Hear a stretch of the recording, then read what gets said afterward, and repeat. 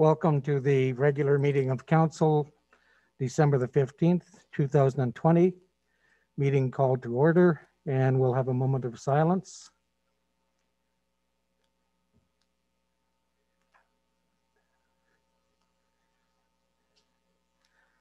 Approval of the agenda motion.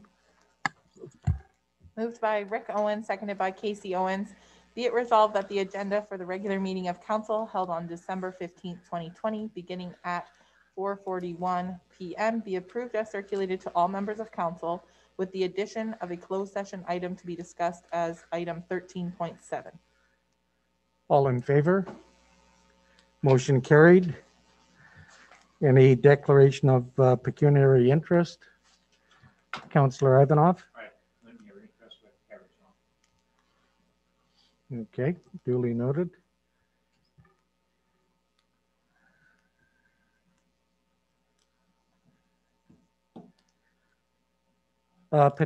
Sorry, Councillor White. I also have to declare for 13.3, it's deemed because the offer came from the company that employs my husband. Okay, duly noted.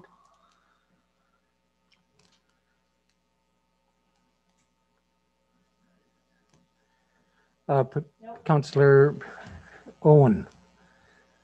Yeah, I have several. In the in-camera, I have a pecuniary interest on item 13.2 as my son was consulted on that report. Item 13.4, I have a pecuniary interest as my son's a member of QP 26. And 13.5, I have a pecuniary interest because my wife is a non-union employee with the town of Kirkland Lake. Okay, duly noted. Thank you, Councillor Owen. Petitions and delegations, none noted. Acceptance of minutes and recommendations, item number 5. Moved by Stacy White, seconded by Lad Shaba. Be it resolved that council approve the minutes of the following meetings. Minutes of the regular meeting of council held December 1st, 2020. Minutes of the special meeting of council held December 8th, 2020. And that council accept the minutes from the following committee meetings. Minutes of the Police Service Board meeting held September 21st, 2020. Minutes of the Kirkland Lake Public Library Board held September 22nd, 2020. And minutes of the Tech Pioneer Residence Committee of Management meeting held November 23rd, 2020. Any further discussion? None noted. All in favor? Motion carried. Reports of municipal officers and communications. Item 6.1, structural condition assessment of the Public Works garage. In the absence of CAO Rick McGee, Michelle Riverty, please.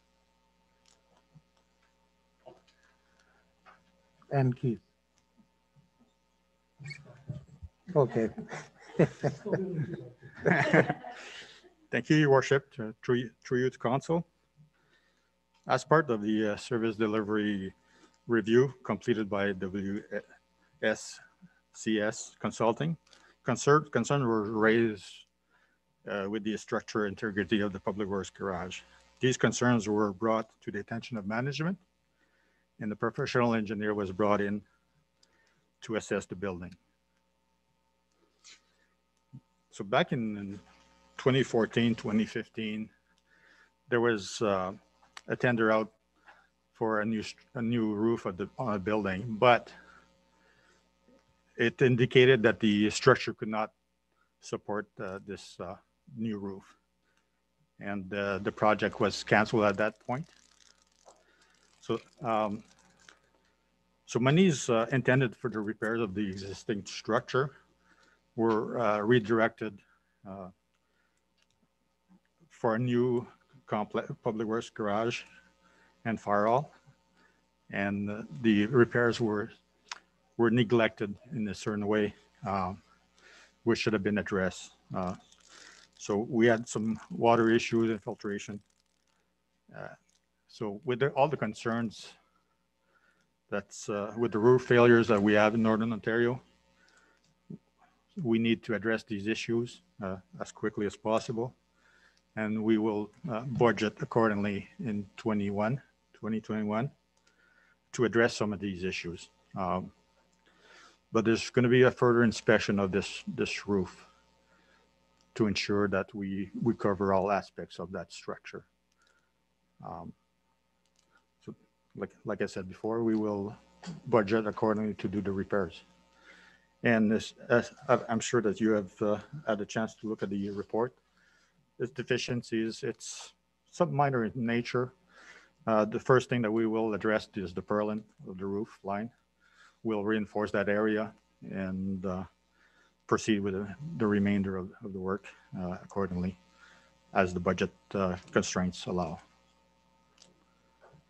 Is there any questions? Councillor Owen? Yeah, it's not a question. I just want to thank you for the report. And actually, it's, even though it's going to cost us money, it's a good news report because now we know the repairs can be done and the building made safe for the employees, and it will cost less to do the repairs than it would to build a new garage. So, and I'm glad to see in the report that you're going to include it in your budget, which is very good for council when we're making decisions. Right now, there's so many things going on. It's difficult for town council to make decisions concerning long plans. But I wouldn't say that we have ruled out at some time down the road building a new facility like we've talked about. But I can, well, in my opinion, my personal opinion as a counselor, I don't see that happening in the next few years. So thank you very much, Michelle. Thank you. So the building is occupied now and back in safe working conditions as far as equipment and the people, the workers, the main thing. So that's the key, obviously. Yeah, that's correct. When we became aware, we evacuated the building, took the equipment out until the assessment took place, and we were advised to proceed to go back into the building. Okay. Any further comments or questions from council? None noted. We have a motion to accept that report. Thank you, Mr. Riverty. Moved by Eugene Ivanov, seconded by Stacy White.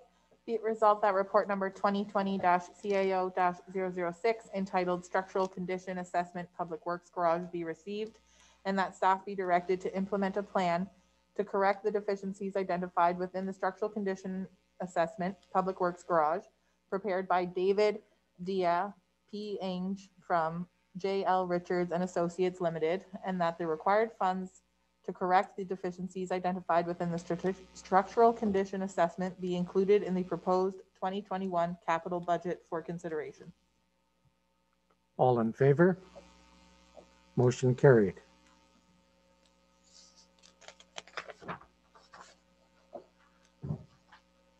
Item 6.2, endorsement of active school travel charter. Ms. Sackrider.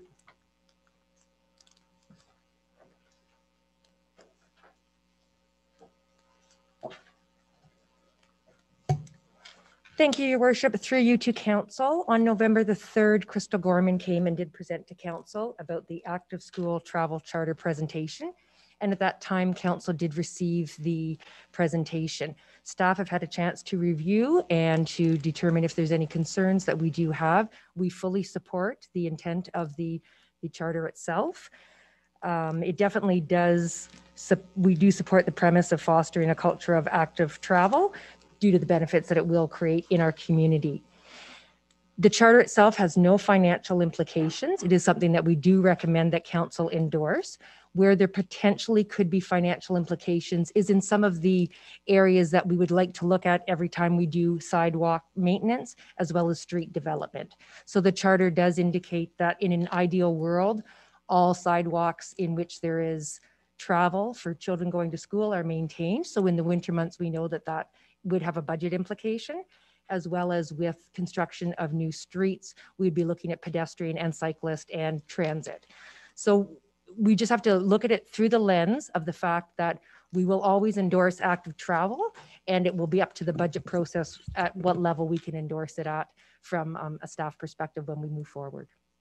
And in your presentation, there is a copy of the endorsement, and it does indicate there is no legal responsibility. It's just that we're looking at it through a lens of keeping kids active in Kirkland Lake. Are there any questions? First of all, my humble apology. Did not recognize Ms. Schumacher.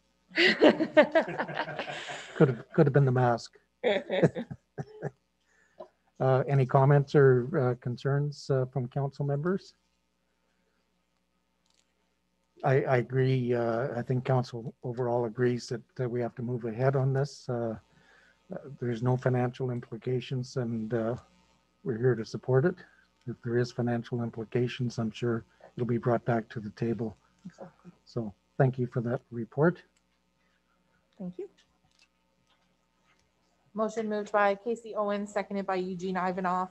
Be it resolved that report number 2020-CS-010, entitled Endorsement of Active School Travel Charter, be received, and that council endorse the Temiskaming Active School Travel Charter in principle without committing unbudgeted costs during construction and maintenance. All in favor? Motion carried. Item 6.3, amendment to FedNor contract. Mr. Haas. And Mr. Riberty.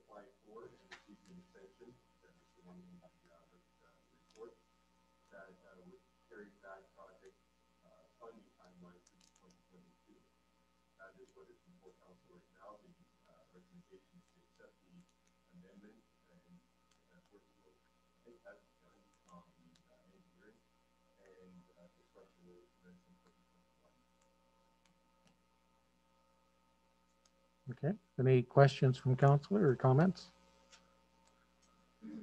None noted. Motion to receive.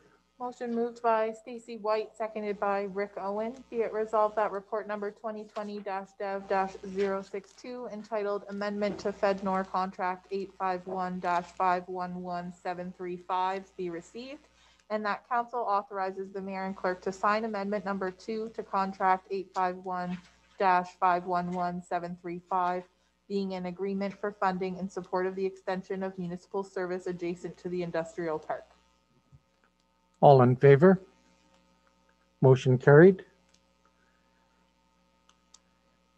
Item 6.4, repeal bylaw number 20-089 relative to 3 McKelvey Avenue. Mr. Charbonneau and Ms. McNaughton. Thank you, Your Worship. Through you to council. This is for the bylaw that was recently passed for the sale of 3 McKelvey. We received correspondence from the applicant indicating that he no longer wished to proceed. So we're just looking at repealing this bylaw. From the report that you provided to us, it was basically due to the structural condition of the building, I think. That is what he indicated in his letter, yes. Yep. Okay. Any further comments, concerns? We have a motion. Moved by Lad Shaba, seconded by Rick Owen. Be it resolved that memo number 2020-dev-007M, entitled Repeal Bylaw number 20-089 3 McKelvey, be received, and that staff be directed to present a bylaw to repeal bylaw number 20-089. All in favor? Motion carried. Item 6.5, agreement with Electronic Products Recycling Association. Okay, thank you. Through you, Your Worship, to council.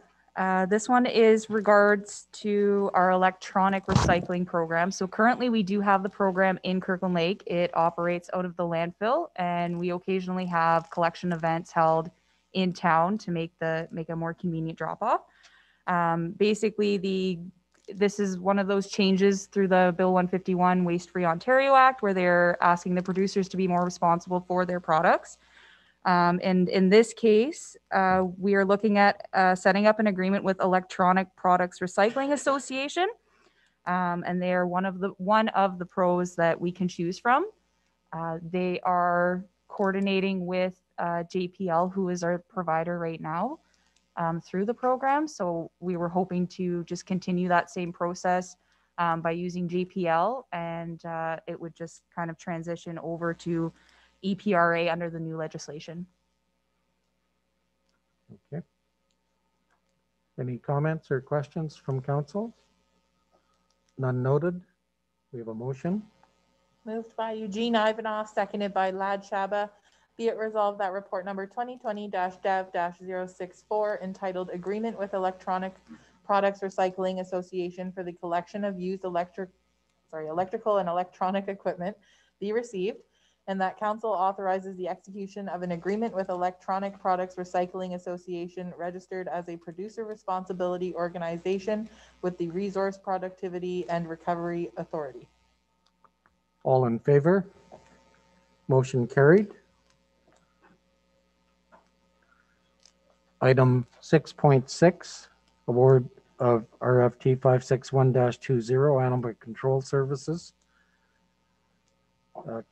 Mr. Gorman, Director of Corporate Services, and Mr. Charbonneau.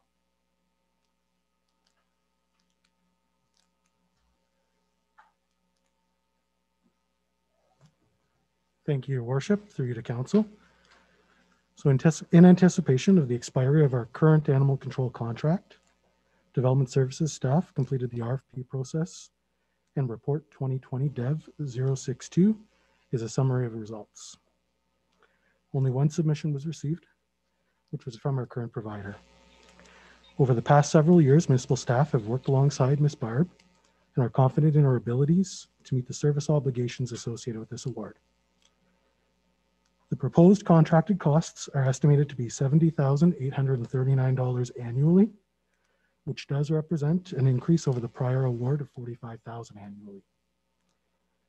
The nature of the contract that's been put forth essentially is acting as an all-in cost, whereas our previous award was more for primary services, and the municipality was responsible for additional costs for stuff like euthanasia, which have typically ranged between $1,500 and $4,000 annually over the last few years.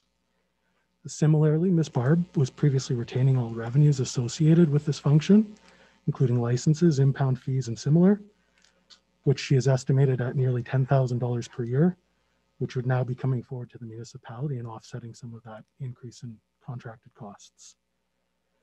I think when we're looking at something like this, a more appropriate comparative would be to look at the impact on the levy. So the way that this contract and the service would basically look is we'd be looking at about a $65,000 annual impact on the levy, whereas animal control services have previously impacted the municipality to about $53,000 over the course of the last 5 years annually. Unfortunately, when you look at a service like this, because of the size and scope, it's not something that's readily identifiable when you look at other municipalities.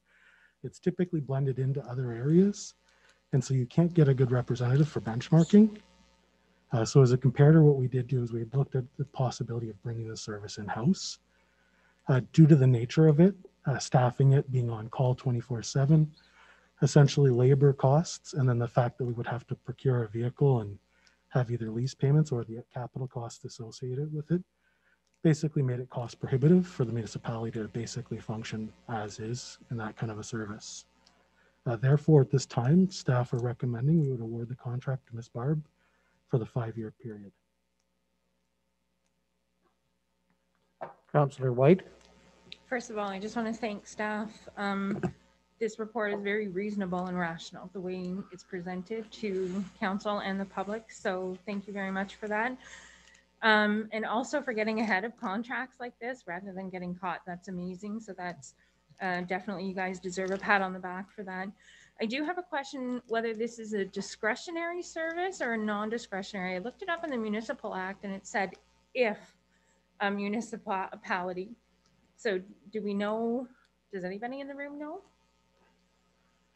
I went down that path too to try to see it, and it looked like it was a legislated service, but I don't think it's really mandated Okay. as to the scope and the extent of it. And so, yeah, unfortunately, I don't have It's a little perfect gray. answer for you on that one. Okay. And then I just noticed in the reporting, there was no mention of specifically like heat, those kind of utilities. So is that something that the town also pays, or does it go into the contract? No, so the facility costs are basically borne by the municipality. We've included that in the facility costs line. So that's any maintenance that's just likely to happen, your utility costs, your electrical costs. So they're consistent for purposes on the comparative, as if we were running the facility or as if Tracy was running the facility. And that's based on basically our actual cost that we've seen over the last 5 years. It's not a very expensive facility to maintain. Thank you. I think it's fair to say that council would agree that the service provided by Ms. Barb has certainly been, I would say, above average. There used to be all kinds of animals running around the street downtown with droppings all over the place. So it's come a long way. And I believe she was doing a number of helpful things that were over and above the contract. This kind of takes things into total perspective and meets the provincial standards. So that's why it's a little more expensive. We're asking for more to meet those standards. Is that a fair comment? I would think. And I mean, if you look at the nature, they're 5-year awards and basically costs increase over the course of those 5 years. The way the deal is structured, she hasn't increased her costs over the life of the term. So when we go to sit down in 5 years' time, you'll probably see some cost of living adjustments as well around that kind of thing. So. Okay. Councillor Ivanov. Yeah, I think Tracy does an admirable job taking care of the animals in Kirkland Lake, and she gets a lot of them adopted, and I don't think there's a lot of them that are put down anymore. You know, she certainly is dedicated. You can tell by the way she works around the community and the fundraisers they do for you know, so they can rescue animals. We should get her after our pigeons, I think. Yeah, she does a commendable job. I have to agree, Councillor Ivanov. Any further comments or questions? We have a motion. Moved by Stacy White, seconded by Casey Owens. Be it resolved that report number 2020-Dev-062 entitled Award of RFT-561-20 Animal Control Services be received. That council hereby awards the tender to Tracy Barb for a total amount of $354,195 plus HST over a 5-year period, and that staff is hereby authorized to execute the necessary documents to complete the terms of RFT-561-20. All in favor? Motion carried. Item 6.7, Ontario Regulation 284/09, Public Sector Accounting Board, known as PSAB. Mr. Grimmer. Thank you, Your Worship, through you to council. Basically, this is a legislated requirement. So annually, if you prepare your budget in a different basis than PSAB standards, you must report the impact of that. So when we're looking at a budgeting process, we essentially look at a funding basis, and then we take things into account like loan repayments, and we basically count that as money being spent, sort of like your household. From an accounting perspective, when you're doing accrual accounting, those things are treated differently. And so what this report basically does is it emphasizes the differences to bring your almost cash-based budget towards the PSAB standard of accrual accounting. And so basically the report will detail costs like amortization. And so that's not included in our cash-based budget because it's non-cash. Similarly, loan payments and stuff. From an accounting perspective, if you purchased a vehicle, you're not necessarily going to say you spent $50,000 today. You're going to recognize that you're paying monthly payments. And so the intent behind this report is essentially to basically balance it out to the accounting standards under PSAP. A lot of it will look very familiar to what you guys would have saw last year from Ms. Matthews. I cut down on some of the verbiage because it's not very exciting for everybody. But essentially, like I said, we're recognizing those costs that are different between the two standards. So amortization, what we've done is we've taken our current year projects and estimated it, and then added that to our historical costs. Similarly, post-employment benefits, we've recognized based on prior year estimates. What we do is we do with the landfill closure, we essentially look to see if there's any circumstances that may have changed over the year that would warrant increasing that costs. And to our knowledge right now, there's nothing. Tangible capital assets. And so that ties into your budgeted amounts that were put forward. Similarly, we recognize the long-term debt payments and interest associated with it. I don't know if there's any specific questions about the report. I would comment, thank you for the explanation of some of the acronyms. Gives us a little better understanding when you run off those 3 or 4 letters. It was a good explanation and helpful to council. So it was a good report. I don't know why they have to make it so difficult sometimes. Like, my goodness. Okay. Eugene? Councillor, Do you have to use actuaries or do you just do the numbers yourself? We do use actuaries on the post-employment benefits, and Yeah. we have them come in every few years to do that. Is it a couple of years, 3 years? Every 3 years. 3 years. Thank you. Any other comments or concerns? None noted. We have a motion. Moved by Eugene Ivanov, seconded by Rick Owen. Be it resolved that report number 2020-FIN-010 entitled Ontario Regulation 284/09 Public Sector Accounting Board PSAB reconciliation be received. All in favor? Motion carried. Thank you, Mr. Gorman, Mr. Charbonneau. Item 6.8, customer service inquiries, complaint policies, and communications. Town Clerk, Ms. Elliott.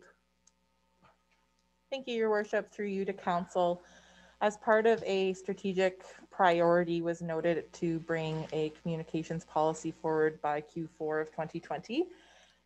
Through this project, the communications policy itself evolved multiple times, and by the end of brainstorming and all the ideas, we came to the conclusion that it should maybe be into 2 different policies. So the way that it's presented today is the one policy that is customer service inquiries and complaints more outlines the details of timelines and procedure and relating to the residents.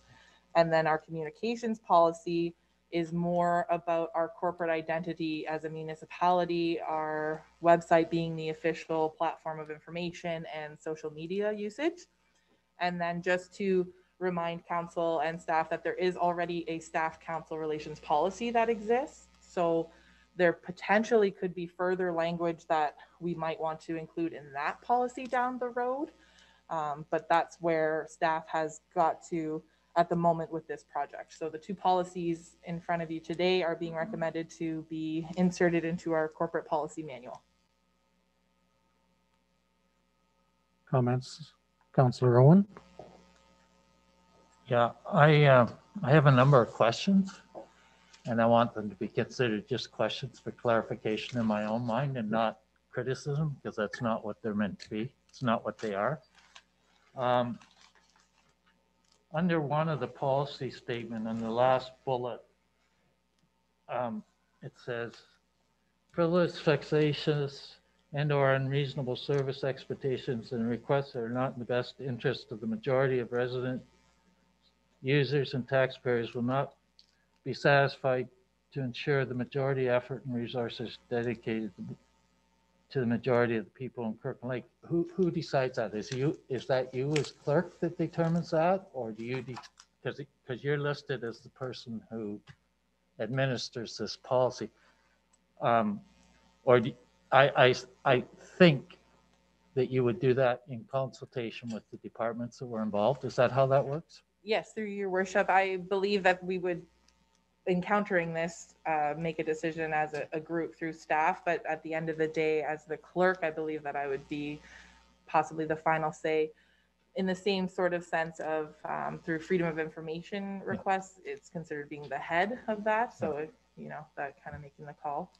And then under number 3 scope, it says this policy shall apply to all town Kirk Lake employees and is administered by the clerk. I certainly commend that because you're one level away from where the complaint is coming in. So I think that it makes you more objective towards complaints that would come in. So I'm glad to see that in there.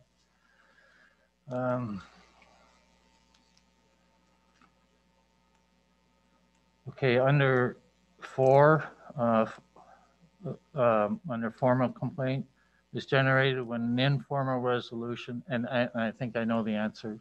I was marking these as I was reading, so I hadn't read the whole document. Cannot be successfully achieved. This will result in a file being created and investigating, ensuring, and a decision being issued. I assume that you would, as the clerk, would be making that decision? Can you read the clause again? Sorry.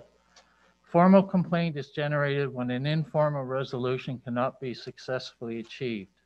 This will result in a file being created and an investigation ensuring and a decision being issued. Yes, so through you, your worship, to council, overall as well, the clerk being responsible for these complaints, it's important to note it's when it gets to that point that it can't just be handled from the front line or a couple other staffs. It's when it gets to a formal written complaint submitted, and then it goes further from there. Okay, thank you. One of the things that we discussed this afternoon, Ms. Elliott, was the fact with the new website, there is an inquiry tab there that the public can contact individual councillors or the mayor. I think it's getting good use. Although we encourage residents to call in to the specific departments, the numbers noted that we normally refer them to, there are some residents that are not computer literate or do not have a computer. So it's still acceptable from a council standpoint to take the information, send the form in with the contact information that the resident did ask for information, and send the form out. I've used it, I'd say 4 or 5 times because it does work, and a credit to staff. It's followed up, and they send you a copy of the follow-up results that action that was taken. So we don't encourage using that form directly, but secondary, it can be used by council. So you will get the occasion where people will not want to call in or will not want to do not have computer access. So we can use that as a counselor, and it worked very well. I've used it 4 or 5 times and got great results and good follow-up from the staff department. So just want to note that. Okay, under 4 definitions, under the list of frivolous and or vexatious requests, I have a concern about what's listed as number C, requests to reopen issues that have already been considered closed. Because the same issue could arise in the future, okay? A resident could lay a complaint and it's resolved, but the next time that situation comes up, the service may not have been improved, And it would look like it's the same resident and the same complaint, but in fact, it's a separate complaint. So I'm a little concerned about the wording there. I'm not sure that there's an easy solution, but the way it reads now, it would be easy for whoever takes the complaint to say, oh, well, you did that on October 5th and it was resolved. So I'm a little concerned about the wording there. Through you, your worship, to council. So definitely every situation might have its own uniqueness. It's the language there is to support in the matter of if you have somebody coming in every single day on the same thing about the same problems. So we definitely would look at it case by case. Okay, and I want to make it clear too, that some of these questions I'm raising is just to get an answer in an open public forum. That's all I'm looking for, you know, on a lot of these questions. Under E, where it is known that the requester seeks to cause maximum inconvenience, disruption, and or an annoyance through a request. I'm not sure how staff determines that. Like, to the person that's complaining, that may not be what they think they're doing, but to a staff member on the other end, they may think that's what's doing. The resident, that's not their intent. I like I say, it doesn't, I'm just voicing concerns. Yes, no problem, Councilor Owen. Through you, your worship, to council. So again, the language is there to support us if the issue arises, but overall, we would not just jump to that conclusion. Yeah. So we would always work with the residents or vendors or whoever it might be. And that language is just there to support us if it got to that point. Thank you. Mm-hmm. And I have one other concern, and again, it's just to get an answer in an open council meeting. Under unreasonable behaviors, number I, causing distress to staff. Well, any complaint could cause distress to staff. No one likes to have their work criticized or whatever. So I'm a little concerned about how that reads as it's written, because I know when I worked as a reporter, lots of legitimate things that came in did cause me distress, but they were legitimate. And so I have a little concern about that wording. And through your worship, to council, unfortunately I have the same message. Again, it's just language to support us if an issue arises, but definitely staff would not just jump to that conclusion to try to write something off or that sort of nature. We're always trying to do what we can to help. So, okay, thanks very much, Megan. I appreciate you taking the time to answer these, because I want a clarification in an open public meeting, so we're all in the same boat. Thank you. You're welcome. Thank you, Councillor. Any other questions or concerns? None noted.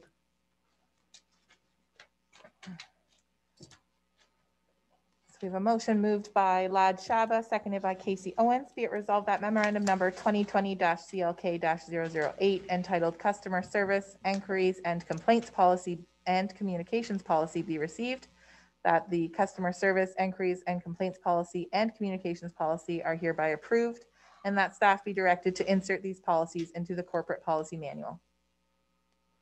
All in favor? Motion carried.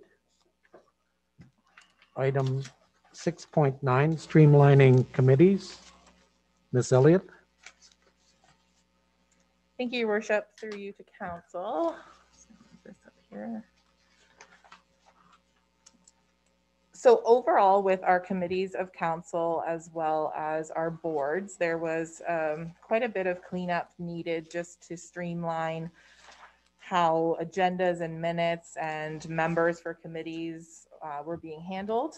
So the recommended motion is fairly lengthy that covers a number of spots, but where this project has taken to us at the moment is to clean up the list of committees. So attachment 1 shows the committees of council that are considered now committees of council, as well as our library board and committee of management.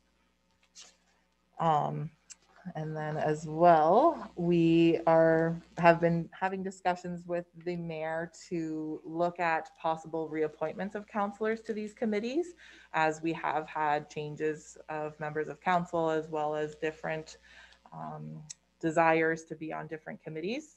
So we're proposing that the mayor works with all members of council and report back in January of the proposed appointments. Through working with the committees, we're proposing that the staff to the respective committees work with those members and update the terms of reference, which there's a generic template included as attachment 3, so that all the committees will be touching on all the same information in their terms of reference. And this will also assist council in the future when we're reviewing the committee's validity as a whole down the line. And as part of updating this, as well as our new member of council, we had to update the acting mayor schedule. So that is in attachment 4. We're keeping it the same order. We've just put Ladd in for Councillor Perrier's previous position. And through conversations with the mayor and CAO, we were proposing to have a static acting mayor for the emergency control group, as well as during budget deliberations. So the mayor was proposing that Councillor White would be the acting mayor for municipal emergency control group, and that Councillor Ivanoff would be the chair for council budget deliberations. And then through all of these changes, staff would then have to present the current committee bylaw, which is 19-113, to be repealed. And sorry, bouncing around one more spot that I skipped over a little bit. With the process of updating the committee members, we're also trying to look into implementing a committee member appointment policy so that it is clearly outlined of how the process will be to have people join our committees. If I could add, I think in some cases we may have to go out and advertise or look to add to committees, because there's been a number of changes where people have moved away or opted out of being on the committee. So we'll be going through that over the next month or so as well. So over the next few weeks, I will be contacting each council member and with their preference and see where we can fit them in. And we certainly welcome Councillor Shaba's appointment to some of these committees. That's replacing Councillor Perrier in some cases, but we may move some people around as well. At least that's what we're proposing. But everybody will have a say and some input. So that'll be done over the next 2 or 3 weeks. Councillor Owen. In the redoing of the terms of reference, they would come back to council, right, for passage? Okay. Through your worship, yes, they would. So the committee would approve them as the committee, and then they come through to council for final approval. Yeah, I think good point, Rick, because what has happened in a few cases where we've changed or added the odd new committee, that the terms of reference were more generic than anything. And I think we want to streamline them to all look the same, and that each committee is following the same procedure as a regular committee. So that's where we want to pick up the gap that's there right now, I think, in some cases, not in all cases, but in some cases. So this will go a long way to improving that. We have a motion. No further comments. Oh, sorry, Councillor White. So the purpose of committees of council is to make recommendations on issues to council, correct? So Yes. some of these committees meet month after month and do the same kind of thing, but never put any recommendations to council. And so that's one of the things that will be looked at for the validity of the committee. Yes? Through your worship to council, yes. Overall, this project is hoping to not only streamline, but to set council up for equal comparison and have all the information in front of you to decide down the line if this committee is needed or not, and or maybe there's new committees out there that need to be created. Yeah, there's no use having a committee if it doesn't add value. So it's a good point. I think we did take a couple off the list that were not really committees, but for example, Temiskaming Municipality Association, it's more of an association. It's not necessarily a committee, but it's good to keep in touch with our neighbors and to maintain that relationship. And although they may not show up as a committee in some case, and another one is the Temiskaming Mayor's Action Group. They're not a formal committee. So we've tried to streamline that as Megan has said. Yes, through your worship on that point as well. So attachment 1 is the official committees of council, and then attachment 2 outlines those, what I refer to as external committees that has other council members appointed to them, as the examples that Mayor Kiley just gave us. And then from the previous bylaw, that is attachment 5. You can see, like, for instance, the 100th anniversary committee is no longer included since that's something that's not needed. Something like the recognition committee that's listed, we still have a recognition committee, but it's not considered a committee of council. Yeah. Good point. We have a motion. Moved by Stacy White, seconded by Rick Owen.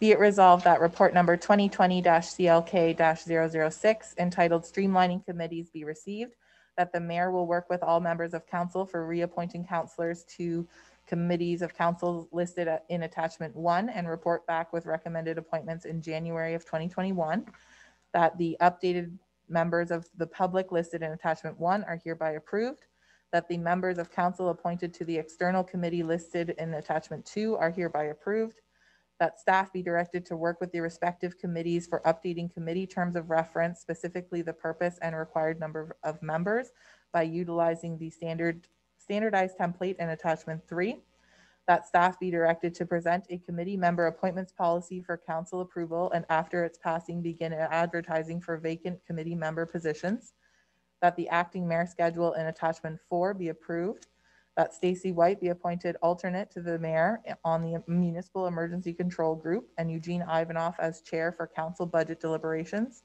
and that staff be directed to present a bylaw to repeal bylaw number 19-113, being a bylaw to name members to various committees and as acting mayor. Any further questions? All in favor? Motion carried. Item 6.10, corporate calendar. Ms. Elliott. Thank you, your worship, through you to council. Historically, council has decided their regular meetings of council before the upcoming year. So staff took that step a little bit further this year and tried to include as many committee dates as we could, as well as listing out conferences, holidays, and external committees as well. So there is the attachment of the calendar. This will also be very handy for staff to have printed out. It is formatted to be printed on 11x17 paper that personally I print out and post it right beside my computer desk. So I have a nice calendar right beside me. So today we are mostly just focusing on the regular meetings of council dates that have been proposed in this calendar. So there is a little bit of differences from previous years just to assist with keeping the first and third Tuesday as much as possible.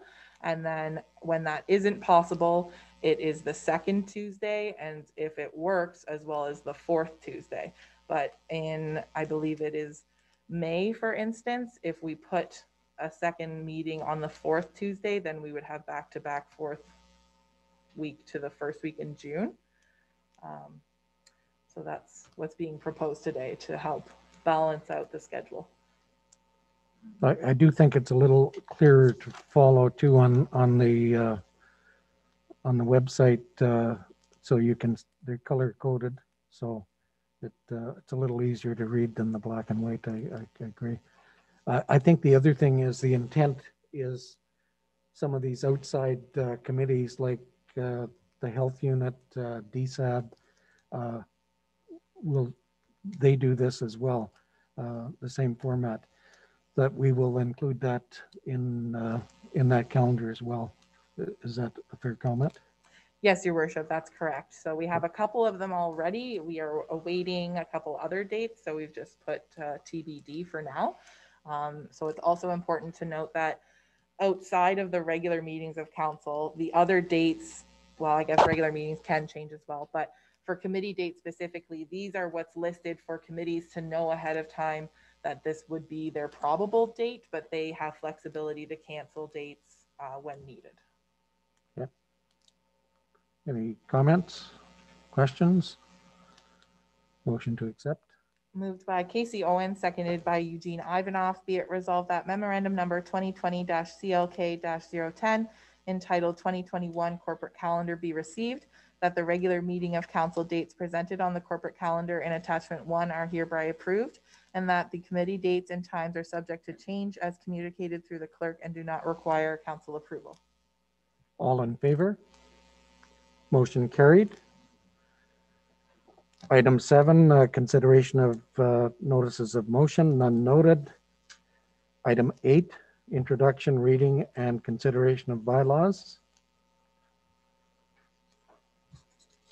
Moved by Rick Owen, seconded by Lad Shaba. Be it resolved that the following bylaw be read a first, second, and third time, numbered, passed, signed by the mayor and the clerk, and the seal of the corporation be affixed thereto. Bylaw number 20-095, being a bylaw to authorize the mayor and clerk to execute an agreement with Electronic Products Recycling Association for the collection of used electrical and electronic equipment. And we have another one moved by Rick Owen, seconded by Casey Owens. Be it resolved that the following bylaw be read a first, second, and third time, numbered, passed, signed by the mayor and the clerk, and the seal of the corporation be affixed thereto. Bylaw number 20-096, being a bylaw to repeal a bylaw to sell certain town surplus land, 3 McKelvey Avenue. That's it. All in favor? Motion carried.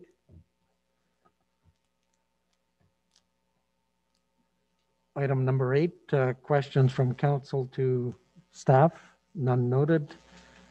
Notices of motion, none noted. Councilors' reports, councilor updates, 11.1. Councilor Ivanoff. I'd just like to take this opportunity to thank our staff and all the employees and contractors who worked through COVID and did such a great job this year. I know that you guys are considered essential workers, and you certainly are essential to this council and to this town. And I know you don't get a lot of accolades, but you've done an amazing job this year. I hope you and your families have a great Christmas, and thank you very much. Well said. Councilor Owen. Yeah, I just want to comment on, I know it's early and we don't have a lot of snow yet.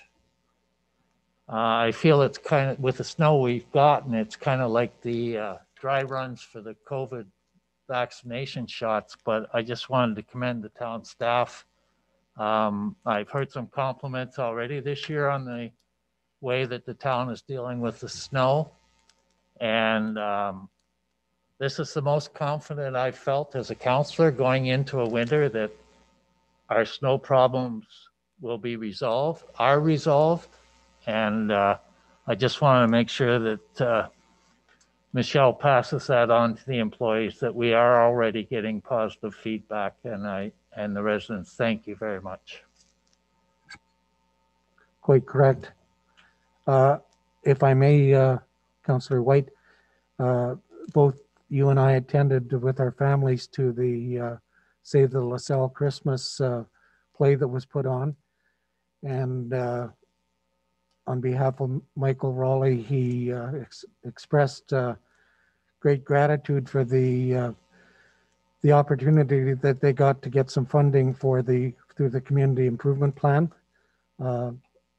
They did a great job coming through COVID and with the restrictions in place. I think you would agree, Councillor White, it was an exceptional performance, especially under the conditions. We really enjoyed it. So hopefully continued success. They're moving towards improving. Certainly the new electrical panel that we funded through the community improvement plan was a great help to them, or otherwise they wouldn't have been able to open up the main section of the theater. So well done and continued success.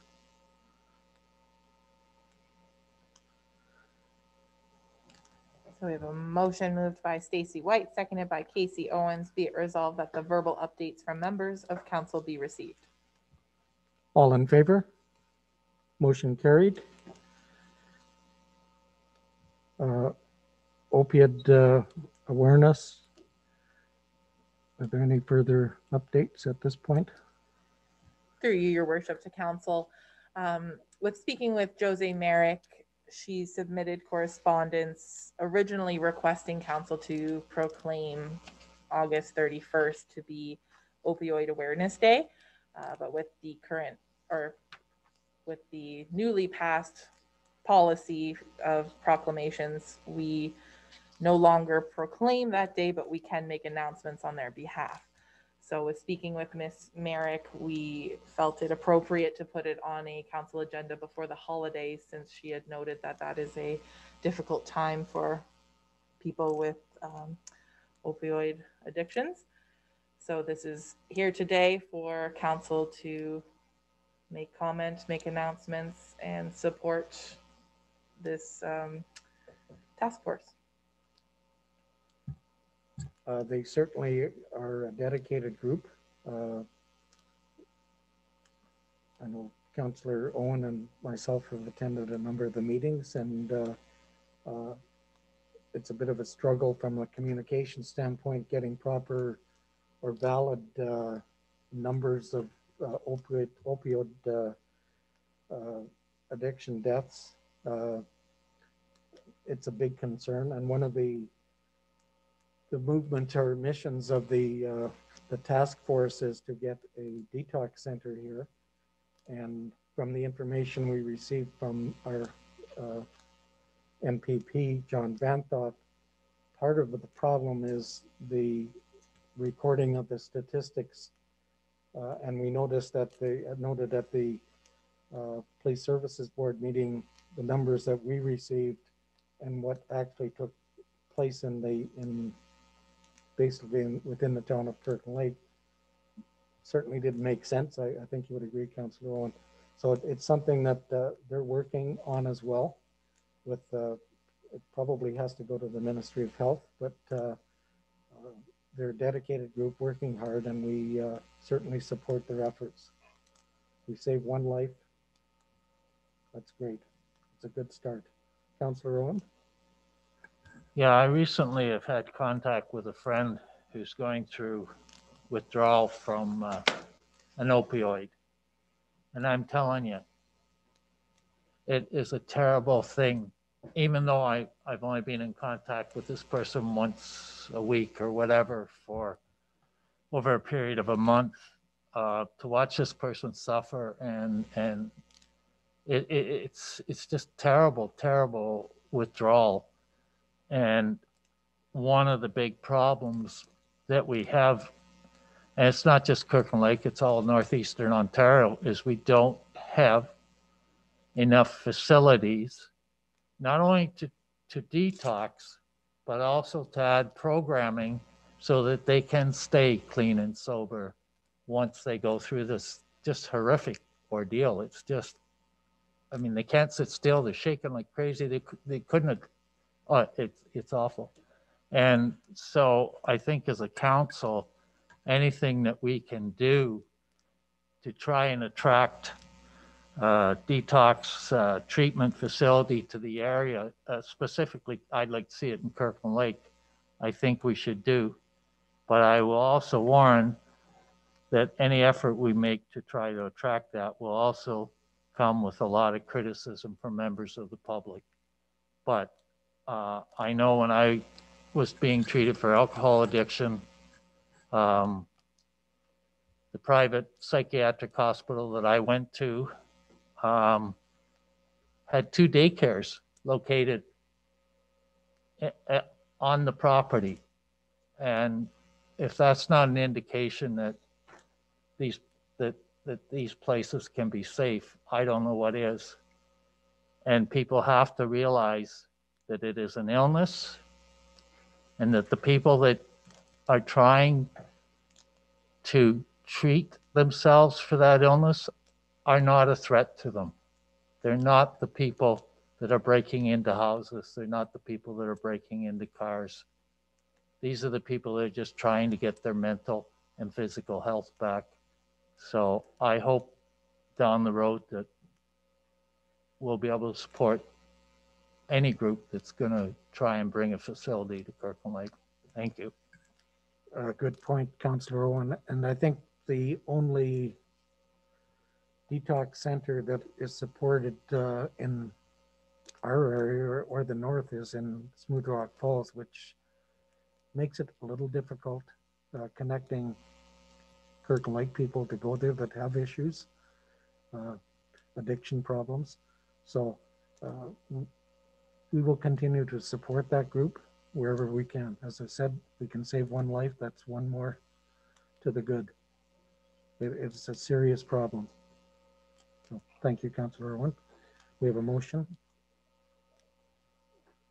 Moved by Rick Owen, seconded by Lad Shaba. Be it resolved that the letter from Jose Merrick for Opioid Awareness Day, August 31st, be received. All in favor? Motion carried.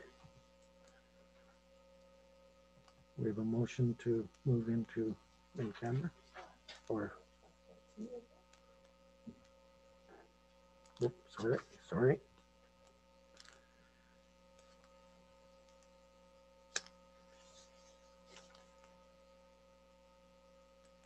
No, 12.2 is, oh, yes, I'm sorry. Item 12.2, correspondence from Ms. Bernadette Kozak. Through your worship to council, Miss Bernadine Kozak was in contact with council previously for a sale of land beside 26 Dixon.